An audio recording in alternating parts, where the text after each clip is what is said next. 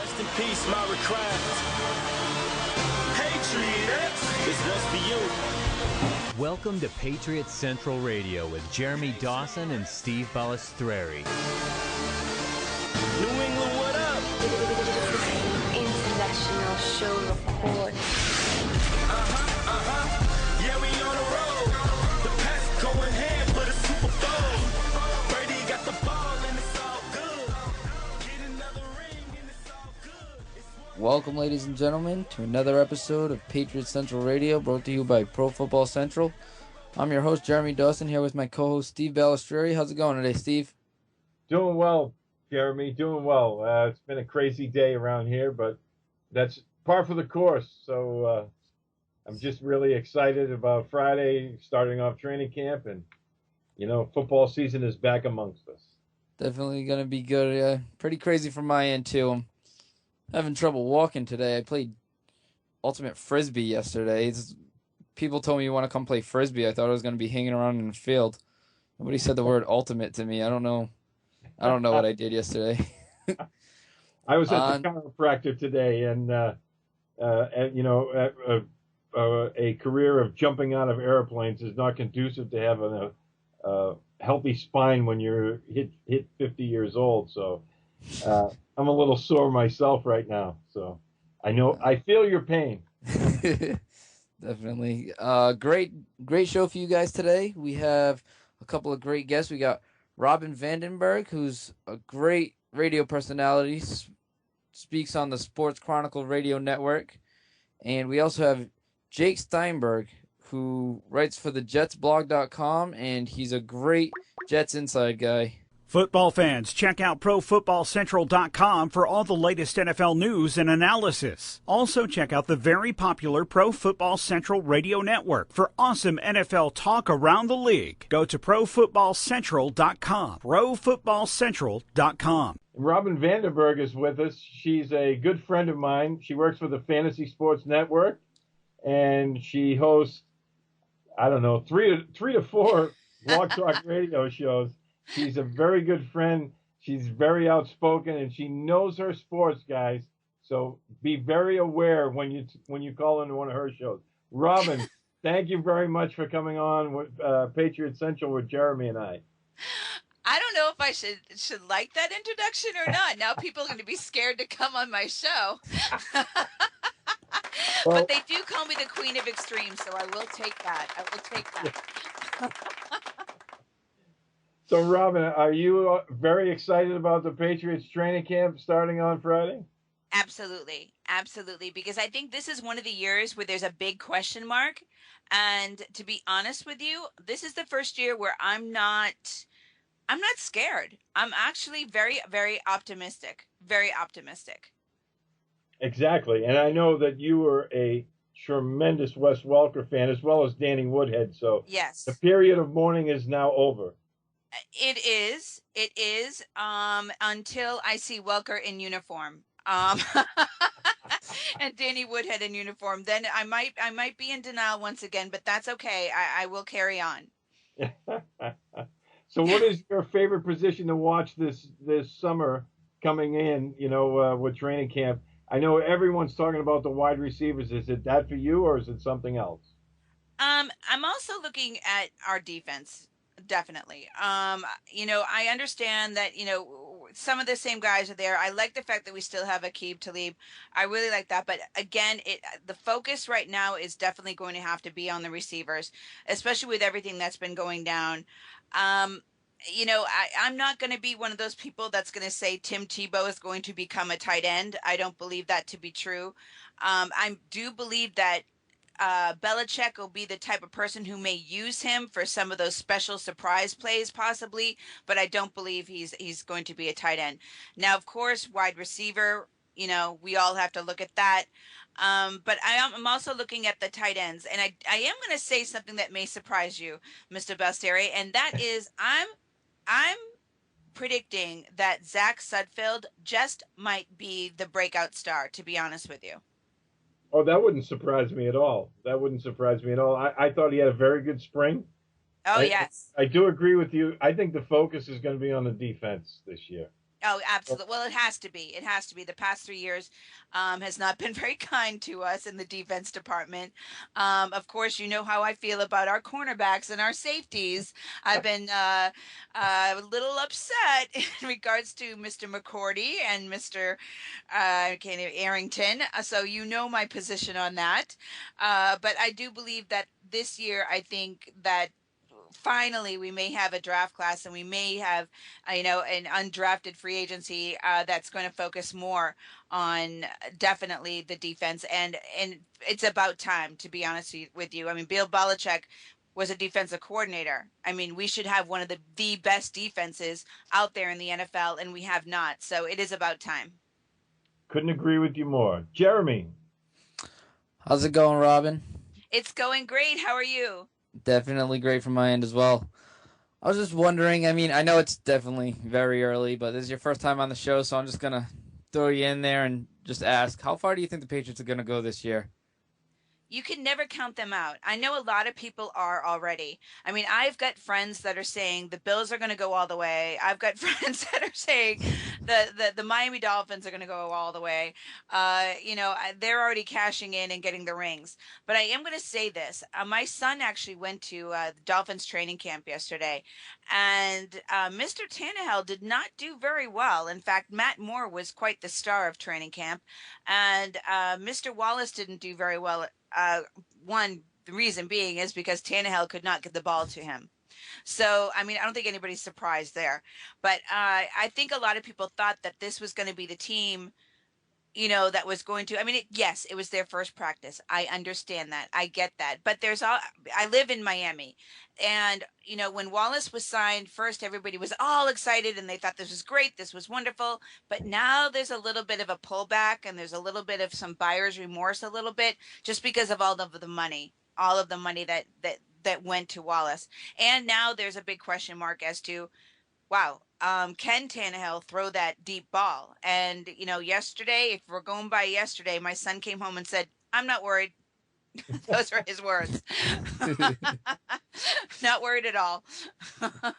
Yeah, I definitely feel where you're coming from. I was born into a family of Dolphin fans, so around here, it's rough hearing it all. And I completely agree. Mike Wallace, I mean, I'm personally a fan of the guy, but people still need to understand he came from the Steelers, who had two other receivers who are just as good as him.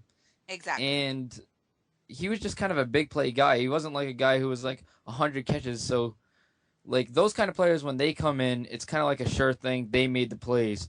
But I'm not so sure that Ben Roethlisberger's arm didn't make him. No. No, I like I said, this was, my son was very, very adamant. He was like, I could not believe it. And Steve, you will love this. Guess what he wore to the Miami Dolphins training camp? I'll bet you $100 he wore a Wes Welker shirt. You bet your butt he did. I made sure he wore it. Because they need to be reminded on a daily basis what they gave up. He's your son, Robyn. I raised my boys right. In fact, I gave it to him and I said, you best be wearing that tomorrow. You're not my kid. Steve, back to you. Yeah. So, Robyn, your feelings on McCourty and Arrington are well known, but what do you feel like the addition of Adrian Wilson's going to bring this year to the secondary? I mean, it could be. I hope and pray that he's going to live above and beyond all expectations. That's what I'm hoping for. Like I said, this is going to be a year where the defense needs to go back to the 2004-2006 defense. That is what we need, and that's where I'm hoping and praying we end up. It needs to go back there, Steve. We can't have an offense that is continually having to over score in order to make up for our defense. We can no longer have that. And I do have hope this year. I have a lot of hope this year that finally this is going to happen and that finally Belichick, is leaning in that direction. Absolutely. Because I'm, when they signed Adrian Wilson, I was very excited about this. Yeah. And because I thought he fulfilled a great need that they really had to have. And everyone was clamoring for Ed Reed, and I couldn't see it. I thought Adrian Wilson was a much better signing. But I totally agree with you. I think that this is the year, that the defense needs to step back up. And I think they have a nice blend this year. They added some veterans. They added some young kids. They got more speed, more athletic. So, we're all pretty excited around here to see what happens starting Friday.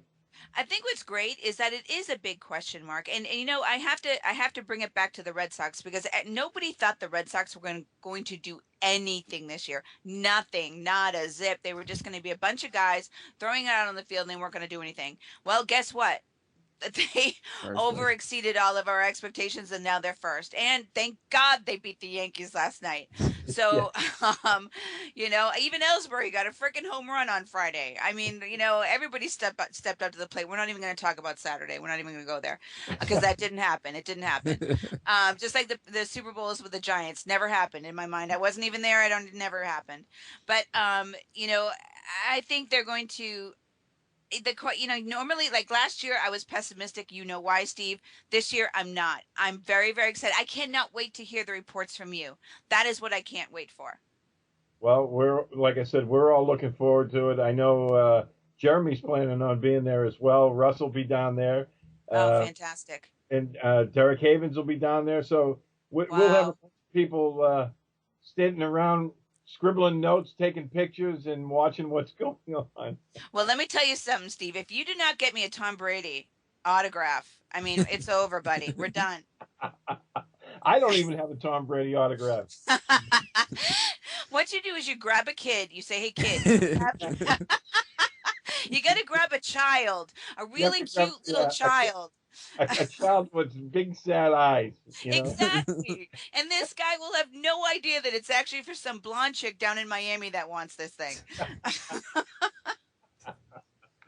Oh, Robyn, thank you very much. I know you have to go do your own show here very shortly. But before you go, let everyone know where they can find you on Twitter and on the internet and fill us all in. Okay, well, nobody will be surprised by my Twitter name. I think you'll all get a kick out of it. It was What Would TB12 Do? So that's my Twitter handle. I'm also owner of the In Your Face Sports Radio Network from Fantasy Sports Warehouse. So that is where you can find me. I'm also on Facebook, so you can look me up. Just find me on Twitter, and you can find everything I do. All right, Robyn, thank you very much. Enjoy your show tonight. I'll be listening in later on. Oh, thank you guys so very much. And go Pats, baby. Cigar fans, check out fifthdowncigar.com and enter the coupon code PFC to get 10% off your order. Lots of nice high-end cigars. That's fifthdowncigar.com. Enter the code PFC for 10% off your order. And welcome back to Patriots Central.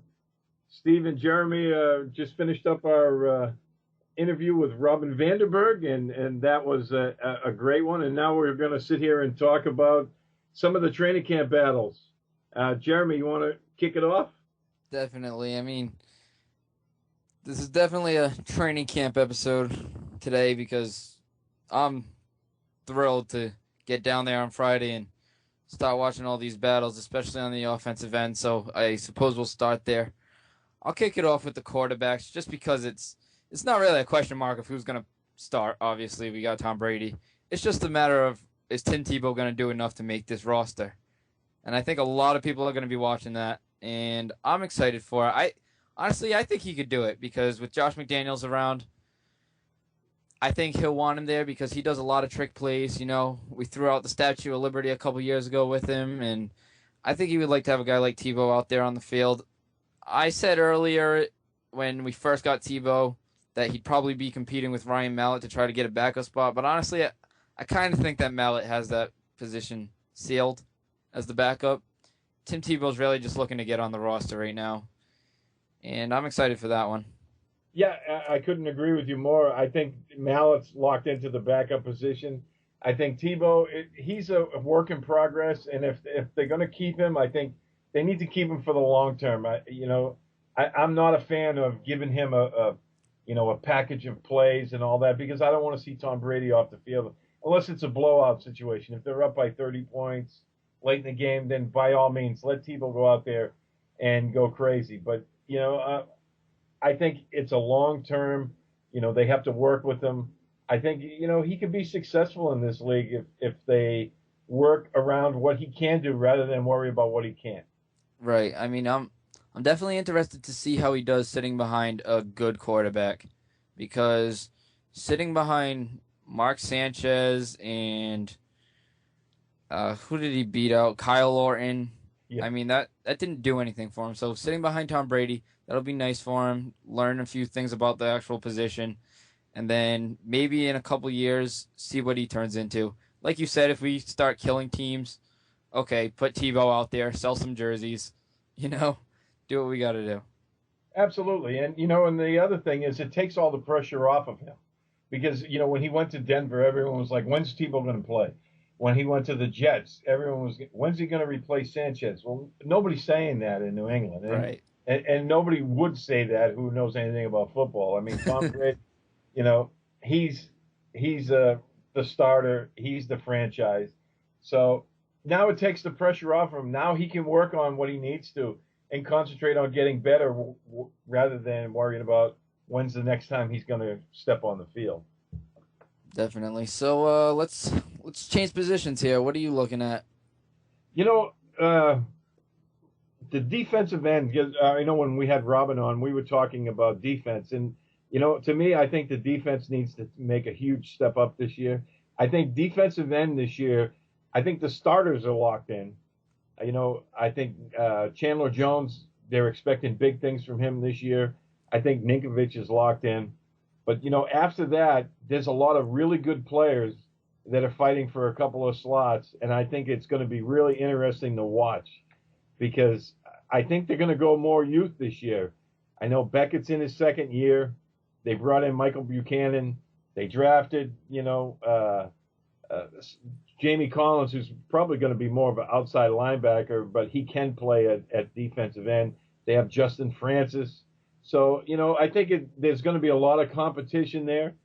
And they brought in, the veteran Marcus Bennett, who was very successful in Chicago. And, injuries have kept him out the past 2 years. And I'm anxious to see how that plays out because I think that's going to have a lot of bearing on how good the defense is this year. Right. Chandler Jones, obvious lock. And then Rob Ninkovich, just because he's the veteran, he knows our system. He should definitely be in there. Interested to see if Justin Francis can come along in that position. But for now, it is pretty set in stone. If you go inside the line a little bit, Tommy Kelly, I want to see how often he plays because he's a veteran. He's another big guy on the side of Will Fork, and that's just assuming that we play a 4-3. We might be a 3-4 a lot of the time. So it's gonna be definitely fun to watch how that defensive front pans out. Absolutely, because the other guy they brought in was Armand Armstead, and he was projected to be a possible second-round pick, and then he got hurt. He had a heart attack down there at USC, and he wasn't drafted. He was very good at the CFL last year. He's only 22 years old. He's still a little raw, but he's a guy that can get after the passer, and if you can collapse that pocket from the interior next to Vince Wilfork, boy, it sets up all kinds of nice scenarios for the defense. And I think they've added some nice pieces. I'm really excited to see what Jamie Collins can do. Ninkovich, to me, is one of the more underrated guys in the league. So, I think the defense, especially that front seven, is going to be really good this year. And I'm excited to watch them. I definitely agree. As far as the linebackers are concerned, we know what's going on there. Chandler Jones. Well, not Chandler Jones, sorry. Dante Hightower, Brandon Spikes, Gerard Mayo, and then Jamie Collins. I'm really interested to see where they move him. I really don't hope that we see him in one spot, and I don't think that that's going to be the case. I think he might move into defensive end from time to time too. Yeah, he has that capability. I mean, he was a guy that started off as a safety. Then Right. they moved to outside linebacker in Southern Miss, and then he played that bandit position with his hand on the ground. So he's a guy that can do a lot, and it'll be interesting to see how they use him because I think that they're going to try him in a bunch of different things and see what he's good at. and see what he fits in with what they're trying to do. I foresee him doing a lot of actual coverage because he can cover. I mean, as a safety, he can cover linebackers, and I think they're going to use him in that. And I think they're going to use him blitzing off the edge, and I would like to see, what he can do in that realm because that's something they could really use. But yeah, the linebackers are interesting. They're getting Dane Fletcher back, and he will help in coverage as well. Because him and Brandon Spikes are kind of polar opposites. Spikes is a downhill run stopper. He's a thumper. Fletcher is more of a, drop back, cover guys in the flat kind of guy. So, having him back this year will help as well. Certainly. It's definitely going to shape up nicely for them. I think that the linebackers are once again the strong point of this team, and I think that that's when the Patriots have been their best, is when the linebackers are all clicking. As long as Brandon Spikes keeps his head on straight. I mean, I'm not saying that it ever was off, but there was the whole incident with him not practicing with us and stuff, and I mean, whatever. But I think that he'll be fine. So, what's the next position you're interested to see? Well, since we're sticking to defense, I think I'll just move back a space. I'm definitely going to be watching the cornerbacks. I gotta see how Rossai Darling plays. That's gonna be interesting. I want to see him and Logan Ryan. I feel like they're gonna battle out a spot. I'm not sure if it's going to be behind Dennard, just in case if he for some reason gets in any more trouble. I'm not exactly sure. I know that the Patriots said that they are going to keep him. I'm not sure how that whole situation is going to play out, though. And if he goes, I mean, I would like to see Logan Ryan get some snaps, even though Dowling has been impressive so far. But I would like to see another rookie come in and perform for our corners. Absolutely, because Dowling is it's never been about ability with him. He's always had that ability. He has the size that they love. He just can't stay healthy. He can't stay on the field. And if he could stay healthy, he could be an immediate starter. I mean, he did as a rookie. He started his first couple of games and then he got hurt, and that's been his story. No one really knows what's going to happen with Dennard with either this court thing or the league, because if he does any kind of jail time with, the Nebraska authorities, I'm sure he's going to get suspended by the league, and who knows how long he'll be out. Logan Ryan is kind of a interesting guy because, I mean, I never watch much Rutgers football, so I only can go by what I've seen on highlight reels, but it'll be interesting to see how he performs at the next level here and going against pro receivers. I think he's a better man coverage guy than he was given credit for, and it's going to be fun to watch him. And the key for the cornerbacks is staying healthy this year. And the one thing I don't want to see is guys starting to go down in training camp. But one of the things we might see if because I know Dennard is going back to court on the 31st, I think it is now. Yep. If they decide to keep him, I wouldn't be surprised to see Devin McCourty move back to corner opposite Talib, and then they'd probably put Gregory in as the starting free safety. Yeah, that would definitely be interesting. I personally like McCourty at the safety spot more, Me but too. if Denard's not there, Logan Ryan and Rossai, neither one of those guys are a sure thing because one could get hurt any day, and the other is a rookie, so you just really don't know until they're actually out there on the field. Yeah, that's why I'm thinking that if they end up keeping Dennard there in Nebraska, I wouldn't be surprised if they slid McCourty back down to cornerback. They have depth at safety now. They brought in a couple of guys, and Adrian Wilson, who I talked to Robyn about when she was on. I thought he was a great pickup. I thought it was totally under the radar. They didn't get much play for that, and I think he still has plenty left in the tank. So, I think the secondary is going to be much better, but it's all going to depend on if they can get a consistent pass rush this year.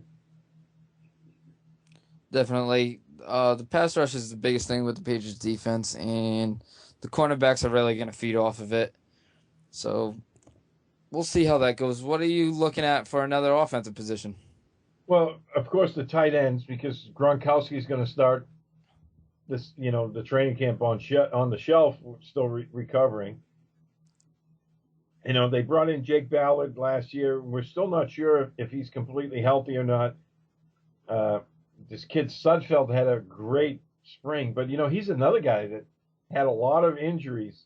He played college for 6 years because of injuries, so he's been banged up a lot himself. But he looked really good in the spring, and he's a big kid. He's a big target. He can fulfill that wide tight end role like Gronkowski does.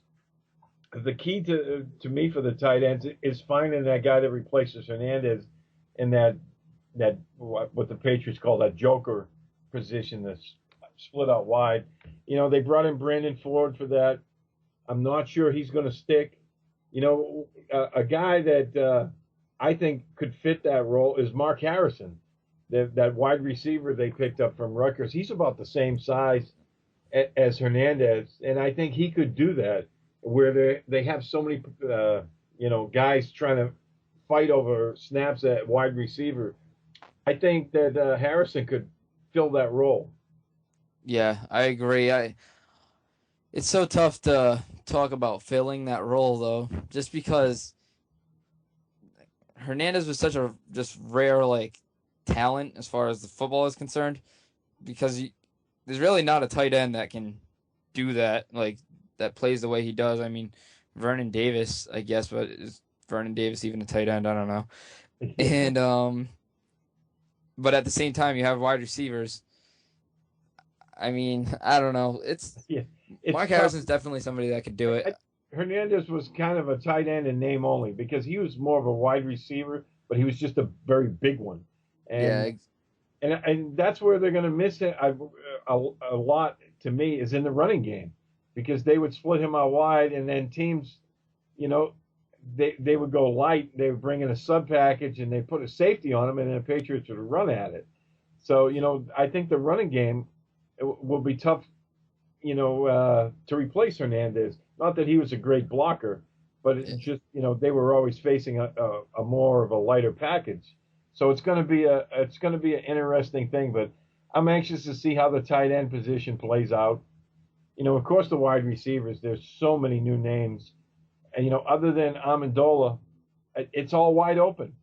Julian Edelman has the most experience in the offense, but he's another guy that's always hurt, and I think if he gets hurt again, he could find himself out on the street.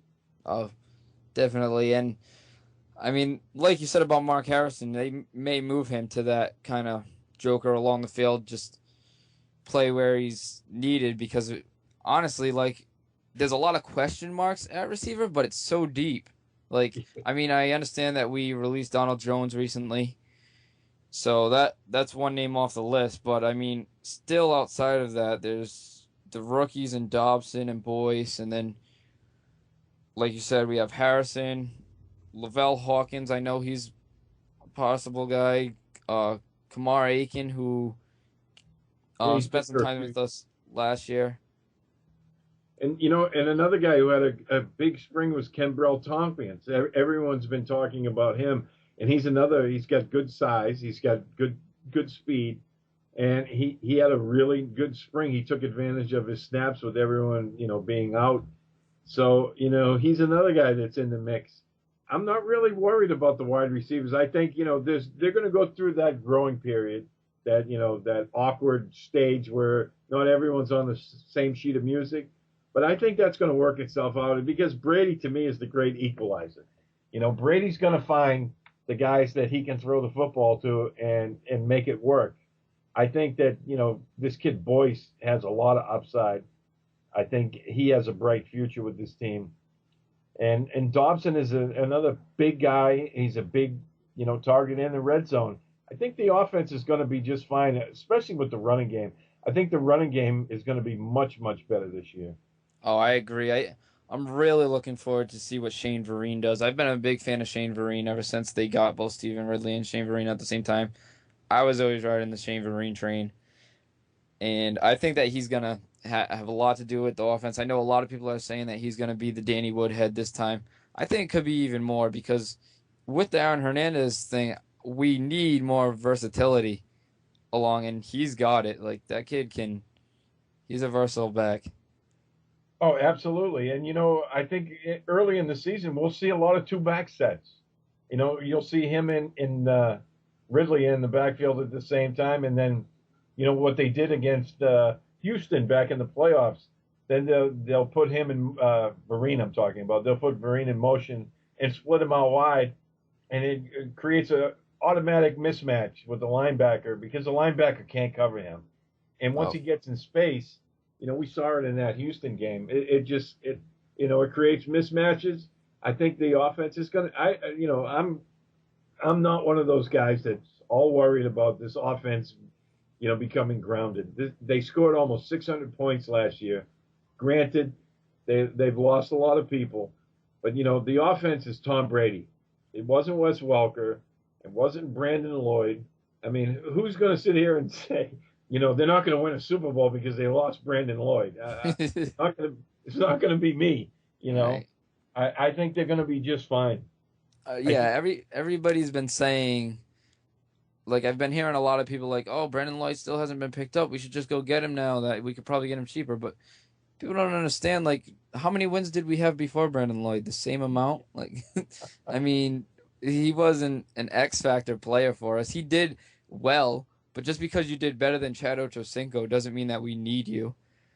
Well, and the thing was that, they brought him in to stretch the field. Right. They brought him in, to be that kind of deep threat, and he really didn't do that. Yeah, he did catch a lot of balls. He had very good production, but I think that's kind of production that can be replaced. I think these other young guys can do that. I think Amendola is going to be just fine with Brady. If you look at Amendola's numbers last year, they almost match to a T Wes Welker's last year before he came to New England. And I think Amendola, it brings a little bit more deep threat than Welker did. So I think he's going to be just fine. I think he's going to catch 85 or 90 passes. And, I think this offense is going to be just fine. Yeah. I'm sorry, go ahead. All right, Amendola, like you said, he's definitely got more of a deep threat, deep downfield. But, I mean, I don't think he has the same route running as Welker. I do like Welker inside a little bit more. But Amendola is definitely going to be a player to watch, and everybody's worried about his injuries. But, I mean, the way that we've seen players come back from injuries in recent years, I mean, I don't like to base a player's prediction based on he's going to get hurt. So yeah. I'm definitely looking forward to seeing him play. All righty. Well, let's get ready to bring on our next guest. What do you say? All right. Football fans, looking to get healthy this year? Now is the time, and I have the perfect place for you. Save 10% at onit.com/football radio. Exclusive PFC radio listeners save 10% off their order. That's onit.com, ONNIT.com/football radio. And welcome back, everybody, to Patriots Central. We're here with our next guest, Jake Steinberg.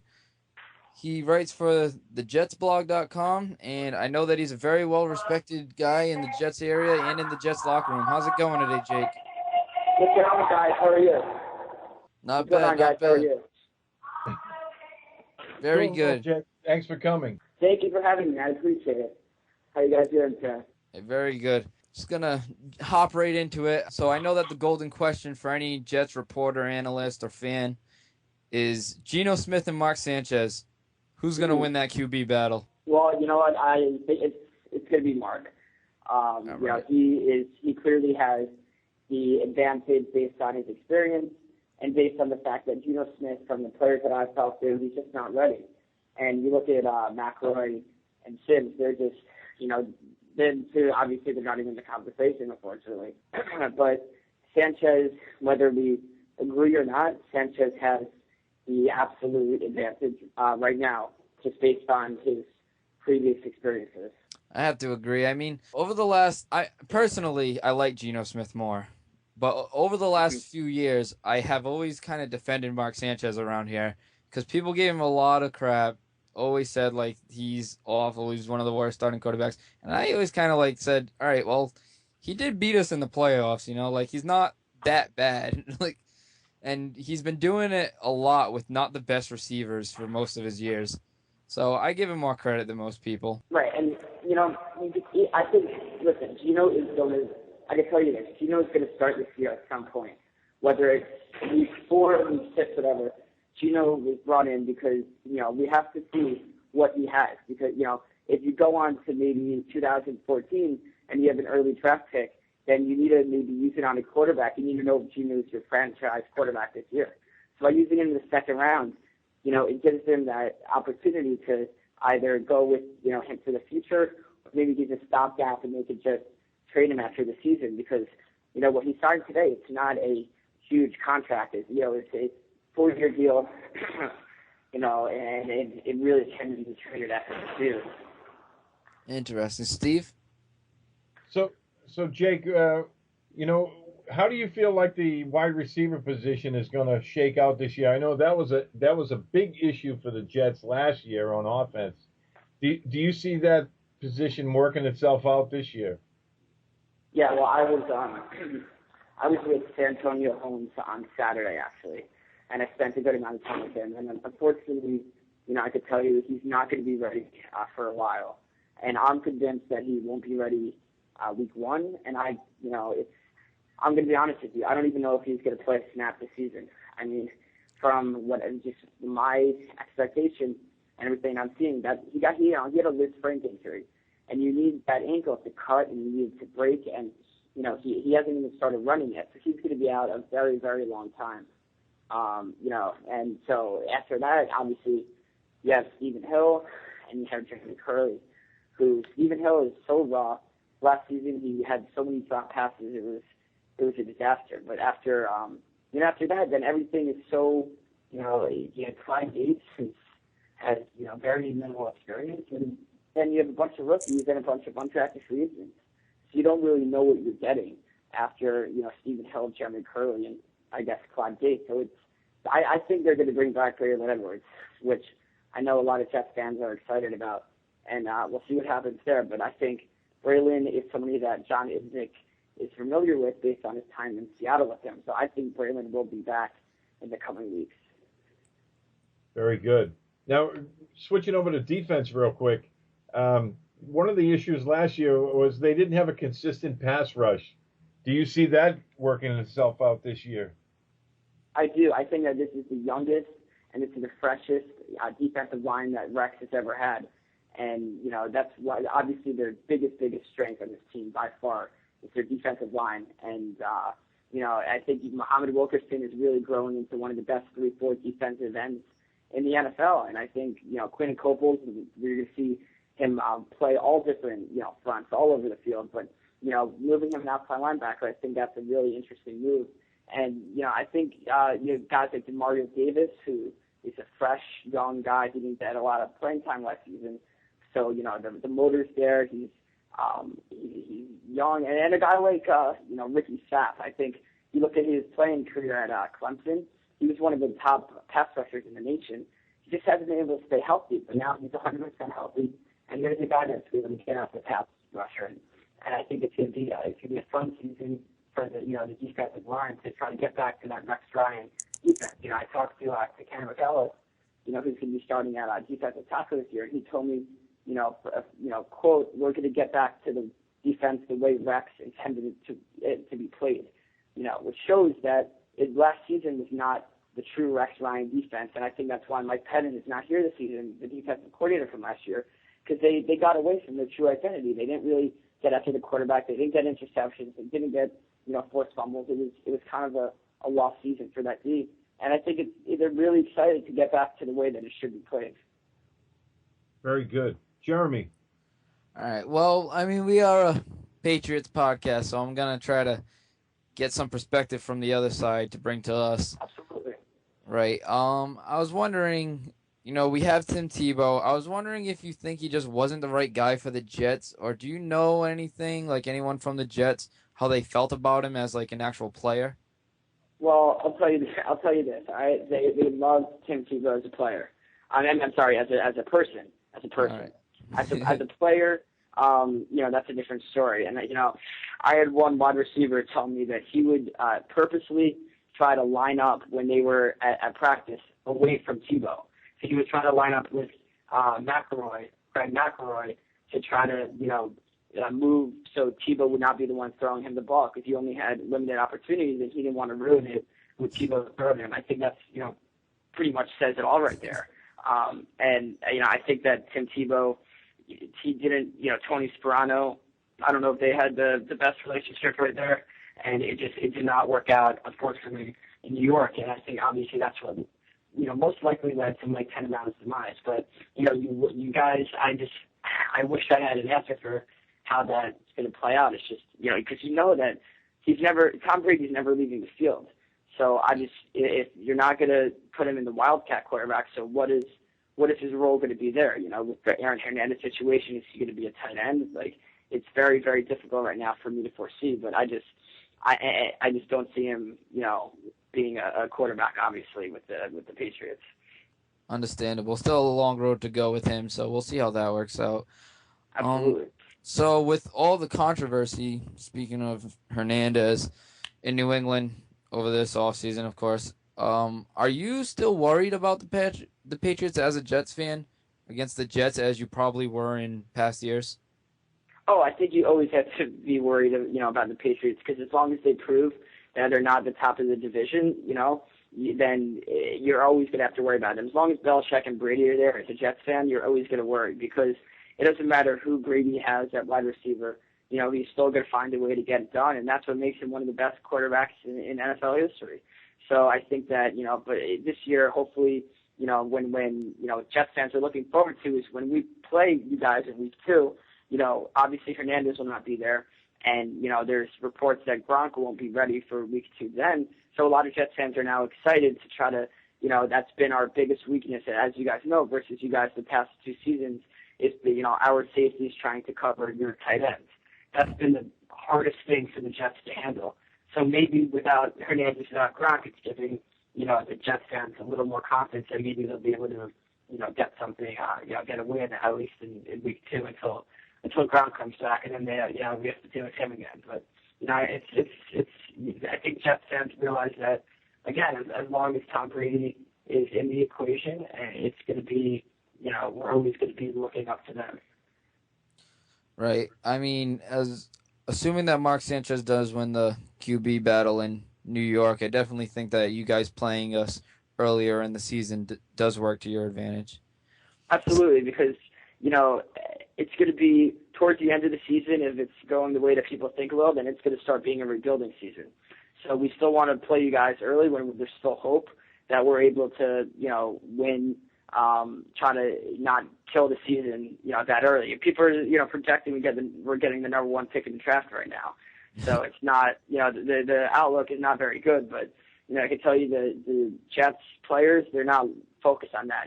They're excited about the season. They're really, besides, the Mike Goodson arrest, there really haven't been that many distractions. There's a new sheriff in town with a new general manager, John Idzik, and he's really, he's turned the whole just direction of the team around. And the guys are really excited. They're, a bunch of them, the rookies reported today along with the quarterbacks on the roster, and then the rest show up on Thursday when they head to training camp. So it's going to be an exciting summer, and I'm looking forward to seeing how that goes. Great. Thank you. Steve, any final questions? Yeah, just one more. I heard you mention the Jets safeties going against Gronkowski and Hernandez in the past, and that was leading into my final question for you. Last year I thought the Jets got really good play out of LaRon Landry. I can never say his name. LaRon Landry and Jeremiah Bell. But both of them left this year. I know they brought in DeJuan Landry.